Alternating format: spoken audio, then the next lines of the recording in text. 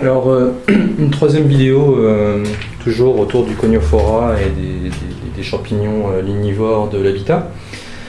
Je vous avais pas montré un truc intéressant sur les deux autres vidéos. C'est la propagation de la bestiole en question. Alors ici, on la voit. Alors ça vient d'être brûlé, hein. Ça vient d'être brûlé. On voit quelques filaments. Ici, nous avions la salle de la baignoire hein, et du carrelage qui montait ici en fait. Jusque là en fait, ils faisaient tout le cadre. Ici l'ancien truc pour fixer le pommeau de douche. Ce qu'il faut voir, ici sur le carrelage, ça paraît propre comme ça, hein, comment dire, d'aspect extérieur. On se dit bon bah on va acheter la maison, pas de problème, hein, tout est clean, on voit rien. Sauf que quand on soulève un peu le carrelage, ici je l'ai préalablement décollé avec un petit burin. Voilà, on en a partout. Alors ici c'est pas trop gênant ici dans cet endroit là parce qu'en fait il n'y a pas de bois. Mais ça peut poser un problème si le champignon monte jusqu'à la charpente. Ici c'est une maison des années 60, hein, donc en parpaing.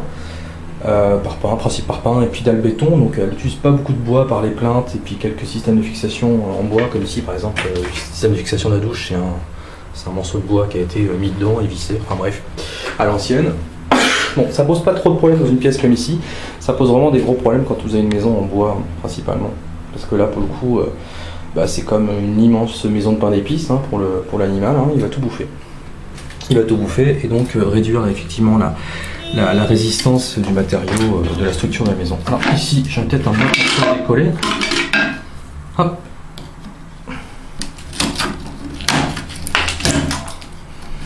Non.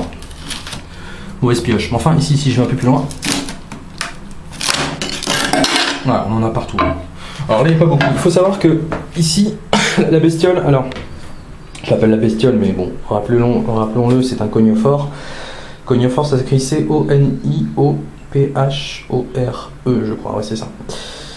Il y en avait à tous les strates, c'est-à-dire en fait, sur le carrelage, ici en devanture de baignoire, enfin pas sous le carrelage, sous la colle, sous les différentes épaisseurs de peinture successives qu'il y avait selon les différentes époques de l'habitation, dans la brique rouge, derrière la brique rouge. Ici il y avait un deuxième petit mur de soupassement de la baignoire en brique rouge.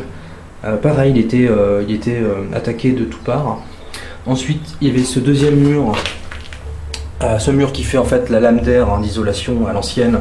Vous savez, c'est la fameuse brique plâtrière qui vient se poser à quelques centimètres devant le mur et qui aménage une lame d'air.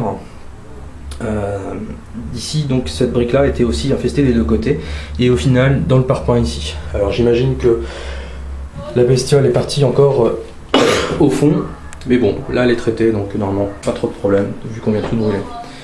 Voilà.